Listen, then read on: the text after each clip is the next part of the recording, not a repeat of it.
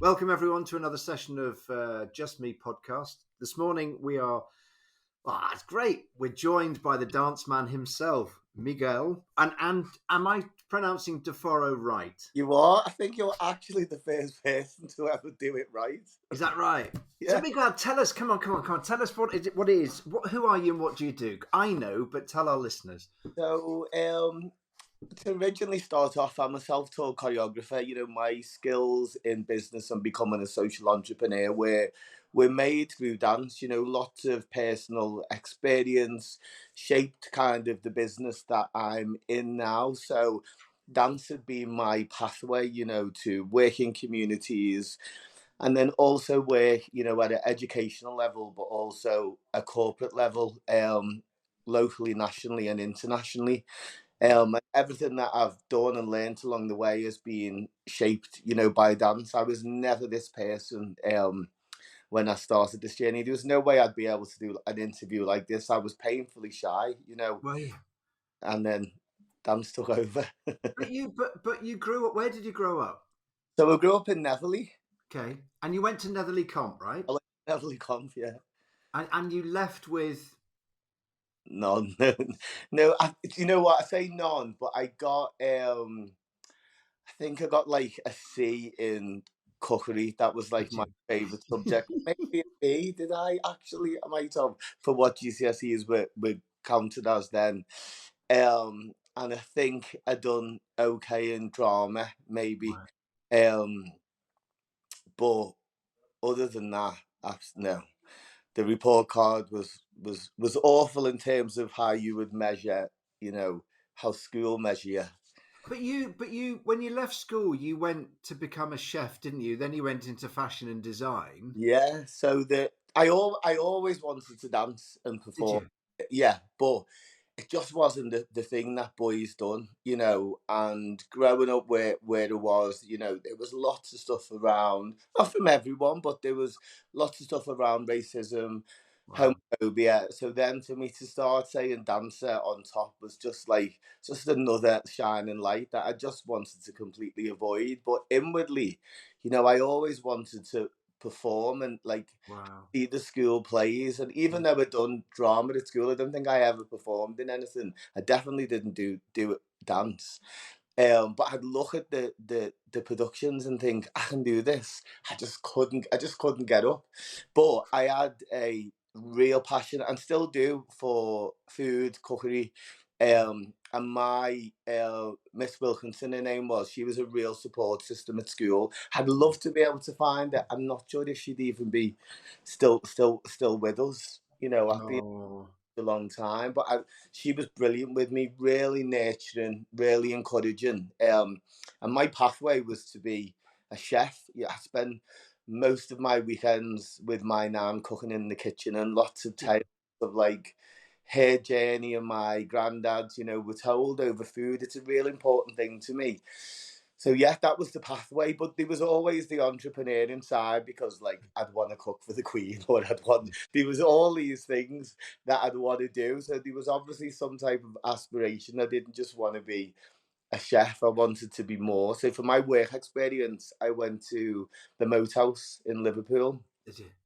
Yeah, and that was brilliant. A real Oh, insight into catering. And then I was in Colwood Street College then, which I loved. I remember getting my first set of knives, going to college, everything about it was great. But as we started delving into it, it was a real masculine environment. And I just wasn't comfortable with who I was at that time. wow. I was going on my own journey. I hadn't came out at that point, and I was just Mm. like the environment just didn't make me feel comfortable at all, which maybe potentially was my own issues, but I just didn't feel comfortable in that space. So after year one, I quit, and then I went to fashion and design college at Liverpool Community College and loved it. So when I arrived there, obviously it was a world of creativity that I'd never seen before, all these flamboyant ideas. The teachers had a different way of delivery. Um, and absolutely loved that environment. But I didn't want to.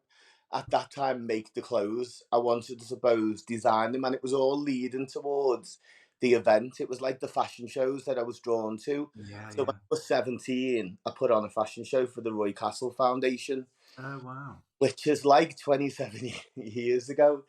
And I loved it, like absolutely loved everything about it, from picking the outfits to the rehearsals to booking the venue. We booked it in the Adelphi. So if you go back 27 years, the Adelphi was like the place to be.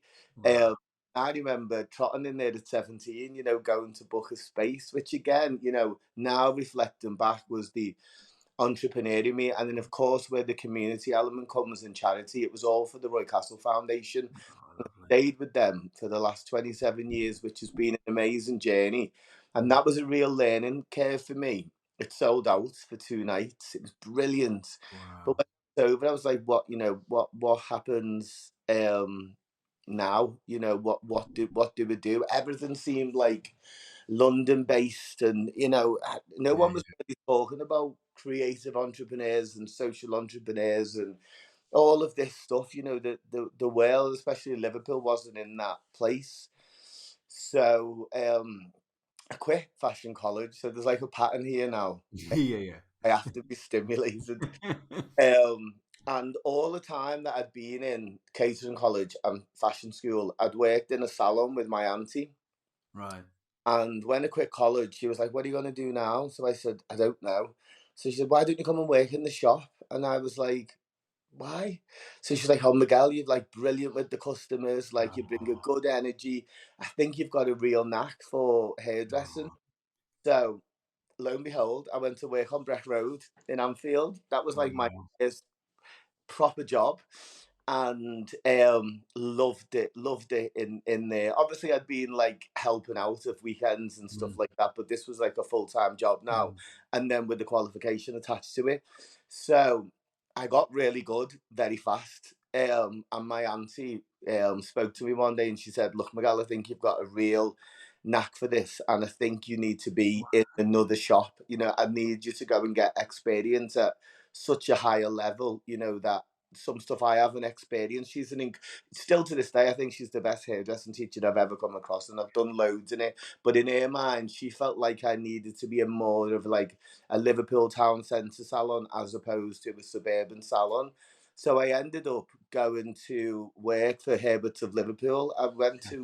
So I got in his college, and I also became one of his senior stylist apprentice, called David Roach, who's still in my life now. And when I was there, oh. I learned so much about like business, customer service. They had me in and out at London at like, Did they? I think it was called Salon 2000 at the time. All these big exhibitions. So everything I'd only ever thought of, I was seeing. And Herbert was doing a TV show at the time. So I was getting to see like TV cameras, production, uh, Wow. and I was like, this is what I want to do. So much to his disappointment, I quit my job. I quit my job, and I was about 21 then, so I was unemployed on the dole, and I rocked up at Belvale Job Centre, and I met an incredible woman called Jill Rothwell, who Oh. again is still in my life. And I remember sitting down with her and telling her all of the paths that I'd been on and how I wanted to like bring this all together Mm. and create a production company. And I remember her saying to me, "Miguel, this is all possible. We just need to put some structure around you." And I'd never heard them words, Oh, and lovely. it because my ideas were so big and bold, and brave. Like no one was doing anything like that at the time, and there was no like blueprint or pathway to follow. It was only ever stuff that you'd seen on TV, but she kind of nurtured and guided me along the way in terms of like pulling a business plan together, helping shape what the organization would look like, and then that started me then on my Wow. creative entrepreneur journey back in 2001 Mm. officially. So I've been doing this type of work since 95, obviously when I created the fashion show, but then I kind of solely made it my focus from 2001. So that's how I got to that point. And when I was going through that, I was feeling like there was lots of wasted time because, I was jumping from courses and there seemed to be a pattern here that he's quitting things. But actually, I just gained the knowledge that I needed to learn.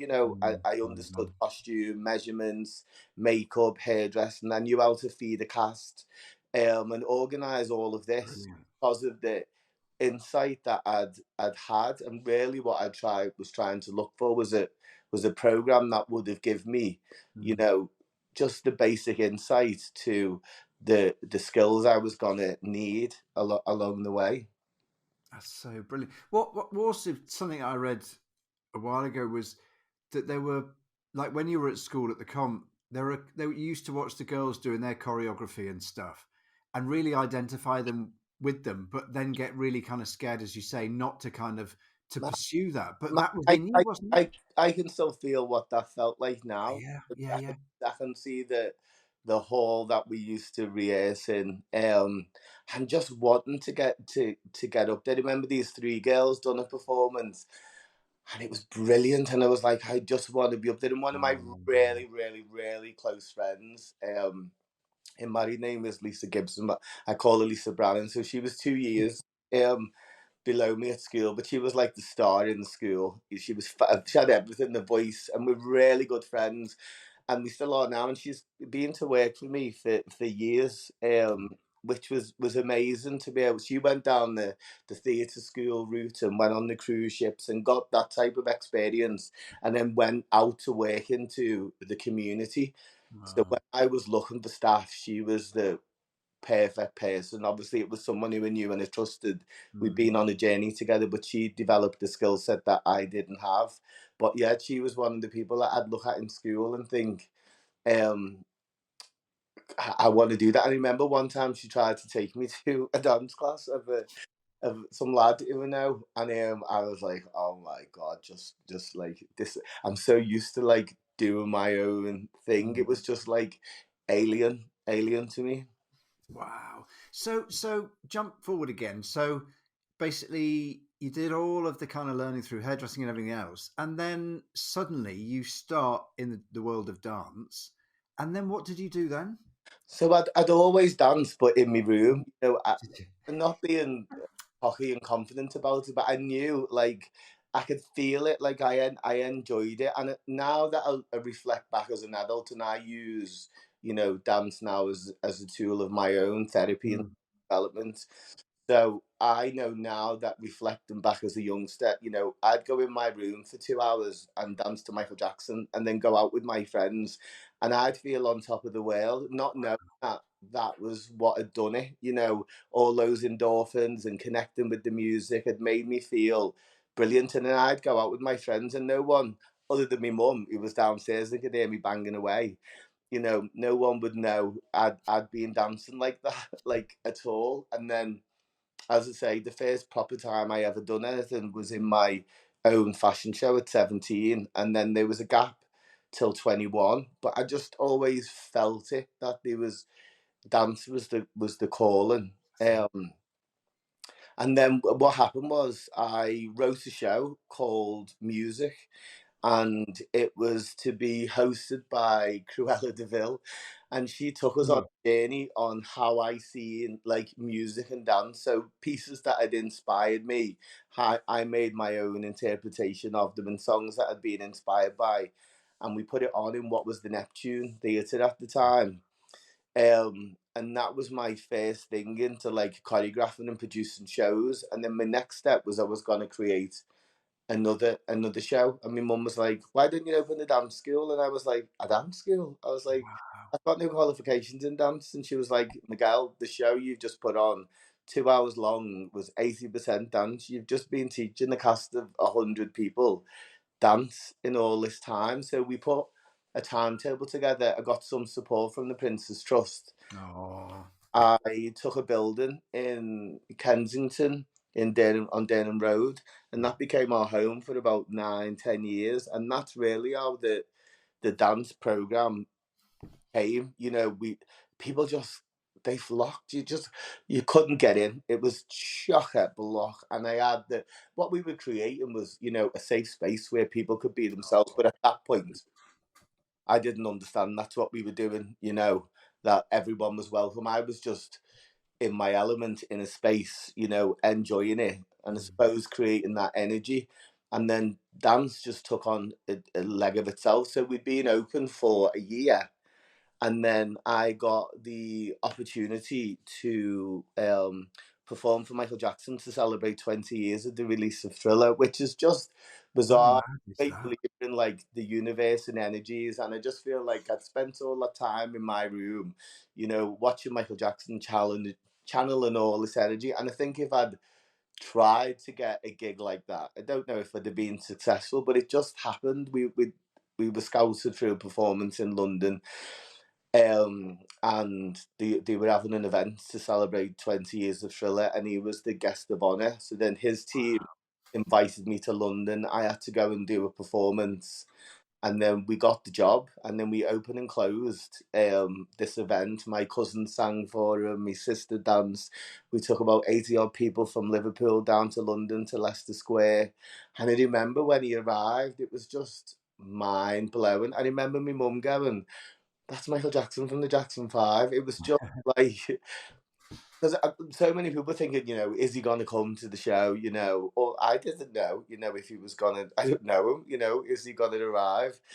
And obviously, all my inspiration had come from watching it. I'd seen him in concert multiple times, and that's where all the inspiration had come. So it was just bizarre. And then I just felt like from that point, I could do anything, because I remember him feeding back to us, you know, after the show, saying like, you feel music, you know, it's in your soul. This is where it comes from. And for me, business and dance and anything really had always been measured on qualifications and grades, and that didn't sit with me, you know, Mm, at all. So when you're hearing it from someone who's top of the game, mm. that it comes from the soul, you know, I didn't need validation from anyone again, you know, in terms of how you measure success.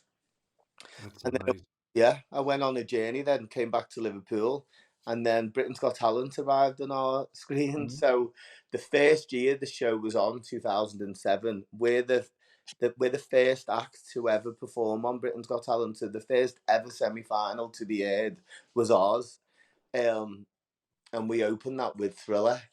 So again, you know, a massive learning curve from production, contracts, rehearsals, working for TV, stuff that I'd only ever, you know, dreamt of. The experience we got was amazing. And then we're really fortunate because we're three times semi-finalist on the show. So, you know, we went on 2007, 2009 and 2013. So to make the live shows three times has been amazing. It takes blood, sweat, and tears, and everything else. But you know, the experience that it mm. brought, you know, the exposure that it brought, the opportunities that we got from the show, you know, was and still is, you know, incredible.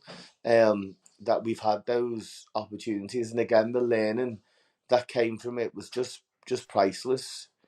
And then that's what started my work in the community. Then I went to the School of Social Entrepreneurs. So when you talk about education, I really felt like I found my tribe at that point, because their way of delivery, the group that we were working with, everyone was so individual and unique, but their sole purpose was about community and focus and Mm. social change.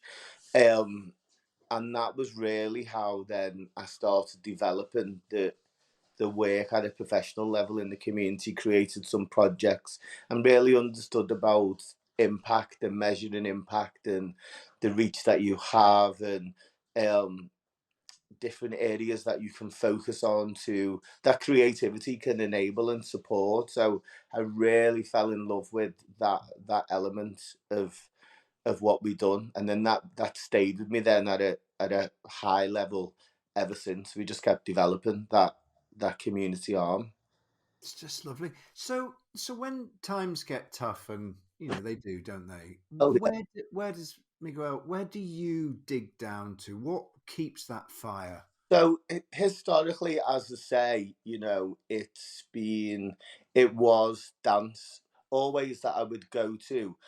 But about so over the years, the businesses, as you do, you go on different waves. It changed highs, lows. You can be at a peak when you're in a TV show, and then things can change. And the business takes on different shapes and forms as you develop. So we about 5 years ago went to St. Helens and scaled up massively, and I thought that was us. We were set like a jelly. We had great partnerships. We had 40 staff, three different buildings, multiple different contracts and opportunities running, and a number of different things just didn't go to plan on top of COVID.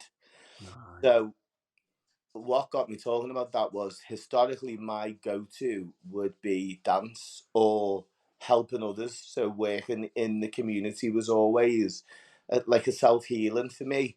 But Mm. come to this point, the soul was dead. Like there was just um literally nothing left to.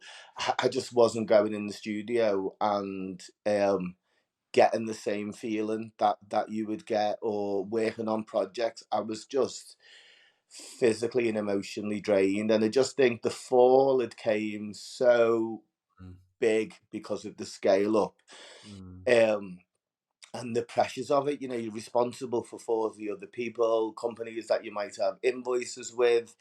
Mm. um it comes with a multitude of different things, from shame, disappointment, failure. I'd spent my whole life in building this business for it all to come crashing down, and that can happen to anyone. But there was no inspiration coming. And I'm normally a person who, and I can talk about it easy now because I'm so far moved past from that point, but I can clearly remember the lesson and the feeling. And I'm not a person who normally like can't get out of bed of a morning or can't self motivate or doesn't have a disciplined routine. Like there was just zero. And for me to say that I didn't want to be here was really hard to say. And when I was saying it to some people who were close to me, they didn't know what to say because I'm not normally that person. So they were just flabbergasted that I was having these conversations. But I felt like I needed to be honest at that point of how I was feeling because I was so low. I'd hid it for so long, so I had this rash all over my body. That was like the start of it, and I could hide that. But it came right up my face and up my neck. So there was no hiding it. I remember my brother coming to see me, and he said to me, "You're vacant in the eyes. Like you're completely dead. Whatever's going on, you need to stop right now. Like this is not Miguel. Like you look awful." He was only popping in to see me, and he ended up there for 3 hours. And yeah, through different business partnerships not working, they came to an end. And I think because I was still treading on and trying, and I think in looking back now, I maybe should have took the advice Mm. of 12 months previous. But there was always like a bit of a light that, I could win a contract, we could trade through it, but we traded right through COVID. And because we had a big support group that we were dealing with, we went right through it. And that was just massively detrimental in terms of like physical exhaustion, resources, reserves. Like it was just, by the time things were coming to life again, Mm. we were dead in the water. Whereas we entered COVID into probably the strongest place I'd been. We were ready to really start building and scale up. So I should have paused, at that point, Mm. but no one knew how long it was going to be for. So then obviously we'd carried on through that for 2 years. So the damage what was created in that time, financially, physically, mentally, was just Mm. horrendous, and I was just drowned in it. So I think it it coming to an end, and then I've never worked for anyone else since I told you those jobs. And I had to go and work. You've got to eat and pay bills and start, rebuilding. And what I found was it was a little bit of respite for me not to be leading the ship a little bit. I found it difficult to go into other organisations at first because I'm so used to delivering it myself. But the flip came, and it was a moment for me just to be Miguel. Like, there was no other responsibility. I know things like safeguard and stuff are always people's responsibilities, but on top of being creative, if you've got signing in, you're worrying about toilet rolls, transport. If you're trying to be a creative person and you've got all of that operational stuff, the creativity is pushed to the back. So what kind of happened was I started coming to life creatively. And then I ended up going to work in the area that I grew up. So I could see my childhood home from the community centre I Wow. worked. Um, Before that, though, what I was saying about going to work at an organisation, I went to NYA, and there was a group of kids that I was working with, and I've been dead open and honest with everyone about the journey because it's all right to look and go, I was working with Michael Jackson, Beyonce, all of these different people where you've performed, MTV. That's dead good that you can say all these things, toured with the royal family, but where's the challenge? And I was looking for who's come through the darkness. I don't want to see any more of like these amazing things people are doing. Where's the hard times? How did you push through? And these group of kids, we only started off with 10 of them. Now the project is fully subscribed. It's done amazing. But them kids kept me going. I remember I'm teaching them tonight actually. I remember going on a Thursday night and seeing this group of 10 kids, and their passion and energy was just unbelievable. And I was thinking, you don't know what you're giving me. It makes me dead emotional talking about it. Like, they like filled my soul, like going into that space. And I suppose then the answer is I suppose it was dance again, because I went into a space to just dance. And then I went to the community centre opposite where I grew up. So there was loads of self-reflecting. I went to my old childhood house. There was used to be a field that we'd all hang around on across the way. I've walked that I don't know how many times, just like sometimes in painful moments, thinking like, what has happened? But then I also started reflecting back, going, you lived here from when you were 6 till you're 16. None of this world at MD had even ever happened. And look what's happened, what you've been able to achieve in time. Come on, you need to just get yourself up and pull yourself through it. So again, I suppose it was going back to dance just for the basics. When I was going into our old studio, obviously everything that was around me was just killing me off. So I couldn't find the creative spark for dance to give me it. But I suppose going back to the roots of it just being dance, and I have a great support system of some really close family, my partner, some good friends, people who I could be, they seen anyway. I was just massively broken. There was just like nothing coming out of me. So I suppose going back to that, the beginning, and I think as well is having some honest conversations and then moving past that. I've been really honest about the journey. Some people have agreed with it, when I've spoke on social media, and some people are like, why are you talking about that? But I just feel like it's really important. Someone could be sitting at home and be in the darkest place and think, how am I moving past this? Because that's where I was. The pressure of it and the fall was so big, and how many noughts were on the end of it, and a huge reputation that we had, and all these people we were supporting. I was just like, how am I fixing this?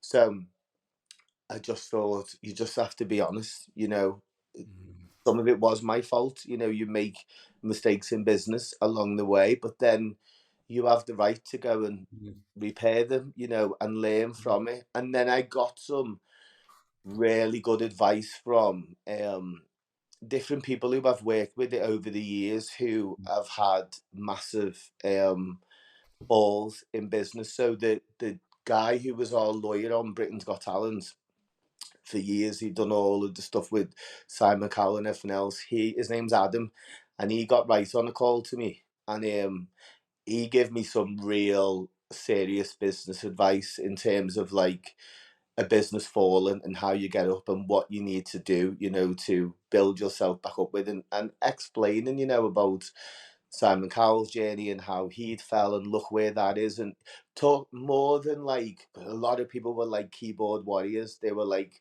coming in on the attack, and I was taking it really, really personal. And normally I'm all right with that stuff, but I think because Mm, I was like so vulnerable, mm, anyone could have said anything, and it was just like so painful. But I remember having that meeting with someone who spoke about it, in a business point of view, not like mm, social media or gossip chit chat. It was like mm, what happens to entrepreneurs, and mm, what are you taking from this? What's the learning? And then it was mm, a development going back out there to work, and then I had to get hungry for it because it was starting over. This is all I've known, and I don't want to do something else. So you've got to get up mm, and go and find new contracts. Start over. Um, and as I keep saying, it was just about being open and honest about mm, what had happened, mm, and mm. that I am starting over.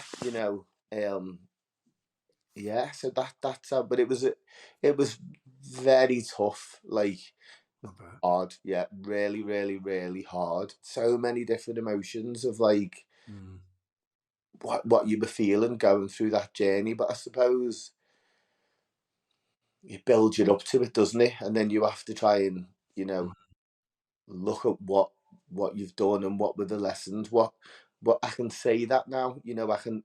There's mm, so many things that I do different now mm, than mm, I wouldn't have done if not what had happened. It makes you look at things differently. I look at business in a different way.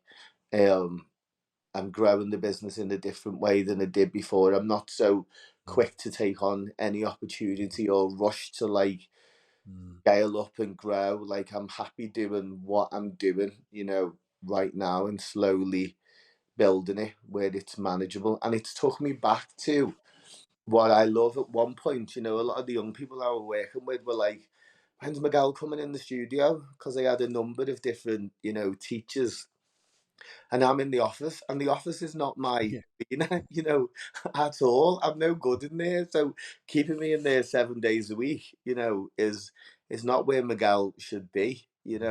I need to be out front and center and delivering. But I was in the office, and that was really sad that I wasn't in a studio and developing the work. So yeah. Brilliant. And what legacy would you like to leave others? I think for me that, anything, there's a few things really that, of course, anything is possible. Um, about community engagement, I want people to be able to see and understand each other. There's so many things that make us unique and individual, and I don't want them to be, barriers or discrimination, but more about inclusivity and understanding, and how Mm, do you take time to learn about people. But most importantly, I think my biggest driver is to change the education system. I believe in a mainstream system works for some people, um, but it definitely doesn't for everyone. And I see a lot of it, and it's crucifying. I'm a product of that, yeah. and it's soul destroying.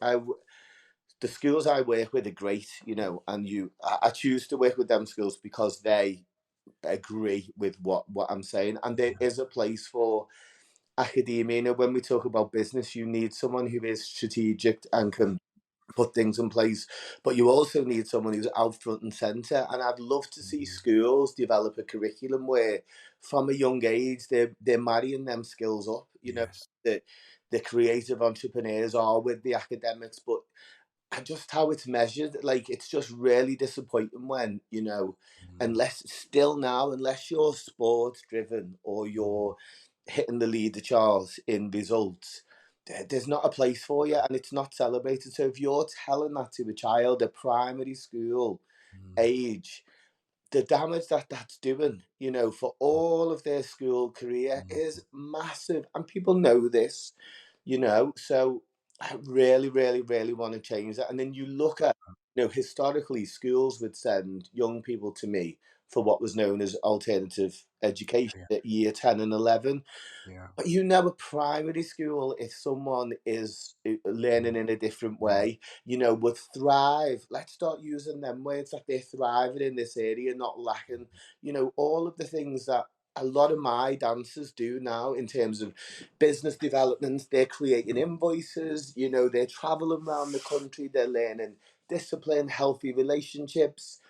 It's massive what they're doing, and I'm telling them daily that they're achieving, mm, what is great about them. Whereas, in school, that's not happening. So then you yeah. come to year 10 or 11, and all of that damage is being done, and they're like, fix these, take that, because they Mm, realistically, they're not going to add to the mm, GCSE chart.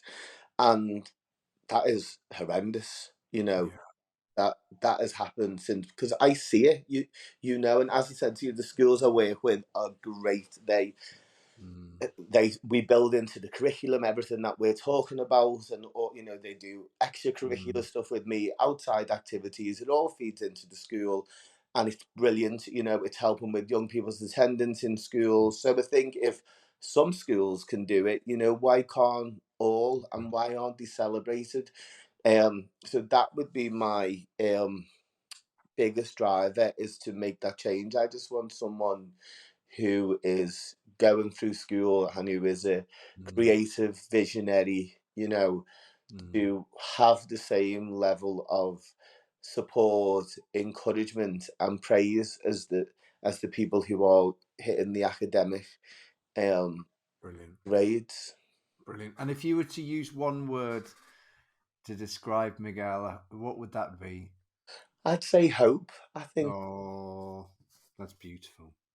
That's beautiful. And what does the future look like for you now? So I'm really taking it back to the roots, we're developing our community project right now, so that wants to grow. I'm just stepping back into the education world, that's really been inspired by what we've just been talking about, because I'm working with a Mm, cohort of young people. I'm hearing these conversations, and they're not going to have a place in college in this September, and I'm like, and why, because they're not hitting a certain grade. Well, we need to do something else. So that is being my biggest driver, to step back into, to create something which we are doing for 2024.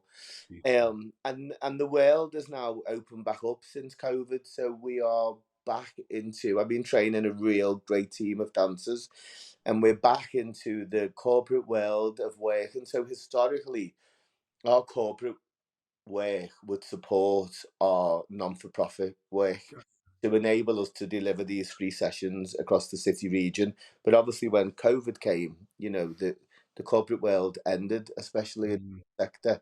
Um, so now that it's picking back up, and I've mm, trained a team of dancers to that standard that can go and work commercially.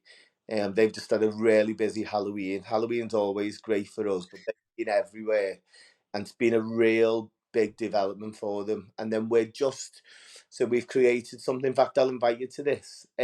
We do. created MD25. So, as I said to you at the start, I've been doing this 27 years, but I suppose with the 2 years of COVID, and 25 is a more celebrated number. So we're having MD25 on the 18th of December, and that's going to be a celebration of my past, present, and future. Oh, how lovely. A lot of people who've been on my journey since day dot are reforming and doing a couple of performances, a couple of guest performances along the way, and then the cohort that I work with now, they're gonna recreate all of my best choreography moments from like Britain's Got Talent and all the Michael Jackson stuff. Wow. Um, and then they're going to show some of the future stuff, and the shows that we've got coming up for 2024. So it's put me back into where it was, really. A lot of building to do, still a lot of repairing and Mm, heal. And, as I've said, it mm, was a huge fall, but you've just got to keep stepping, and build. And it is, anyone who watches this, trust me when I say it's easier said than done. I'm not sitting here going, I'm like 2 years on from when the the darkness was at its lowest, and then there was a year of treading Mm. through. Mm. So it's still quite raw, but mentally I'm not in the, I'm up at 4:30 every day now. I'm running Okay. a gym, I'm doing 18 hours a day, and I'm not, I'm in the strongest I've been in a long time. I'm most creatively active. But anyone who watches it, I don't want them to think, oh well, it's easy for you to say, because trust me, it wasn't. I've just come into the light, so, and I'm comfortable talking about it. So I don't want anyone to think, oh well, it's okay, for you to say, or it's like off putting, because as I said, I was looking for the people who've been in the dark. I didn't want to see any more shining light. I was like, who's going to tell me that they've messed up? Where did it go wrong? How bad was the fall? What did you recover? What did you do? I didn't want to see another successful contract or something, or reward of something, that Mm. wasn't helping, you know, because everyone posts about these great successes, that's why I try and be open on the social media. I'll be quite disciplined and I'll train because I'm in the well-being I am now, but I'll Mm. still have days where I'll fall off. So I'll talk about it. Or food is my absolute go-to. So when I stress, Mm. I'm prone to so put weight on. Like, so in the midst of all of this, when I had that big rash on me, I was probably about 16 and a half stone. Wow. I'll be gone from about 12 and a half, 13 stone. And food is my absolute comfort and go-to. So I ate my way emotionally, Mm. through that stress. Um, so, and people will have their own vices, that they will go to and how they'll cope with stress. For me, it's food. I emotionally eat. It makes me feel comfortable and good. I'm Mm. okay in talking about that. So Mm. yeah, anyone who watches it is just, trust me that, like, there'd be times when I'd be waiting for my partner to go to work, and then I would plan how I was going to end it, where I was going. Like, it was just so bad, but somehow I didn't do it. You know what was bizarre Mm. as well is, I'll just tell you this quick. So where we live in Rainford, so my partner, he's from Rainford, and we live up here now. And we moved up here he's from here, but we moved up when I brought the business to St. Helens. But anyway, there's a gorgeous little walks by ours, and we've got a dog now. And there is a train track at the back of us. Mm. Don't ask me what I thought I was going to do with my gorgeous little dog, who's my absolute life. But when I'd walk on the morning, that's where I would go. And I'd think, I'm just going to jump on this train track. And never once did the train come. Wow. And then when I seen the light and I felt better, I can tell you now, every time I walk MJ, a train comes. And I Wow. remember crossing over the train track the first time I seen a train come, and I remember feeling this overwhelming, empowering feeling of just walking over the train track, because I'd planned so many times that this will be Wow. over in seconds, this is where I'm going to do it. And honestly, never once did the train come. And the minute I started putting my music on, doing my affirmations when I was walking, started planning things for business, getting a spark, I could get an MJ barks. He barks at the trains when they come. He Does he? loves them when they're coming along, and it's just bizarre. And I remember crossing over that train track, going, "Thank God I didn't do that." And Mm. obviously, there's still massive building to do, but I'm nowhere near where it was. So Wow. if anyone watches it, trust me, I understand the dark times of where you just can't face people. My family had tried to help me. I borrowed Mm. money. It was just an Mm. absolute mess, and I was Mm. like, how am I even dealing with this? But you just need to Mm. talk to people, and again, that's easier said than done. Mm. It's difficult Mm. for anyone, but I feel it's really difficult for men, to talk and have a conversation. So Mm. honest, my phone is always on, or inbox, or if anyone needs a conversation, because I know what it's like, and to talk about it honestly, it's painful. Like, it really, really is. And people don't understand unless, like, you've lost something, or you're in business yourself, and that the pressure and the embarrassment, especially when our business is so outward facing in the public, and Yes. we do shout about the celebrations, and everyone knows us for all Mm, of those great things.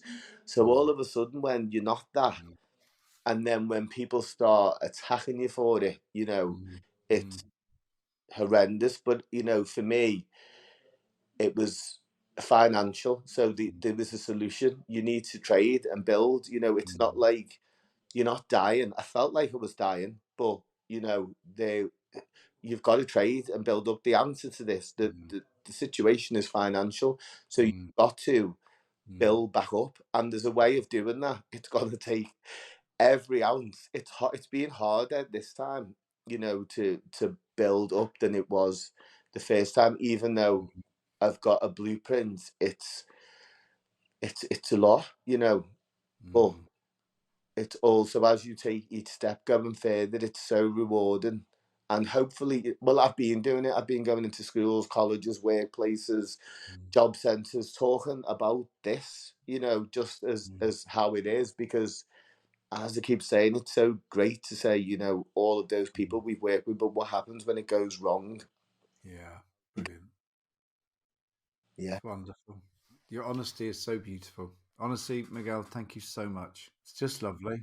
And it's so funny because when I obviously read about you and watched some things and I wrote two words down and for me it's just dance and I think it I know that's an easy headline but for me that's your life. It's just dance and it's so beautiful the energy that creates and that's what comes across. I that's think. so true as well. And I think when we tried to scale up and diversify, that Mm, that was part of the problem. mm, Whereas mm, we've got, of course, and I say this to the people we work with, mm, when you're a dancer, you've got to mm. understand health and well-being, fitness, costume, Mm, stuff around mm, self-employment, music, all of this stuff. But what we're delivering now is like mm, 80% dance focused. So that is the mm, key. You come to us mm, because you love to dance. And then mm, there's obviously all of this mm, extra stuff that a dancer needs to know, but we're not doing mm, all mm, individual programs.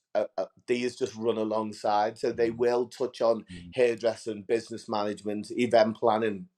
But we were trying to be jack of all trades and running mm, full 2 year programs in them certain quals, which actually goes against what I mm, needed. I didn't need that, which was the reason why I made the business. I just needed bits to yeah, enable me. And I think, again, we've gone back to what you've just said, just dance.